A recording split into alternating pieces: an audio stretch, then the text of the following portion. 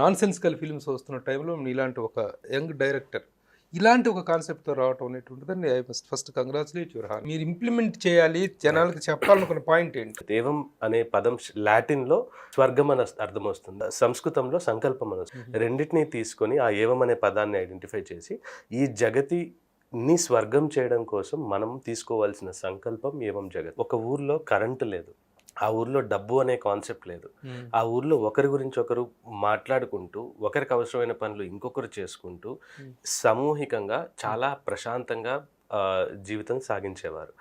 మనకు కావలసిన తిండి, నీరు, గాలి, ముఖ్యమైన ఈ 3 విషయాలు అందులో ఎట్టి పరిస్థితుల్లో కలుషితం కాలేదు. కరెంటు లేకపోవడం వల్ల వాళ్ళే మాట్లాడుకోవడం వల్ల ఇబ్బందులు ఉన్నా ఎదురెదురుగా మాట్లాడుకునే వాళ్ళు కొట్లాడుకునేసేవారు. ఎంత గొడవ వచ్చినా సరే కాలర్ పట్టుకునేదాకా వెళ్తారు కానీ కొట్లాడు. ప్రపంచం అంతా ఈ ఊరిని చూసి మనం తెలుసుకొని ఉండగలమా?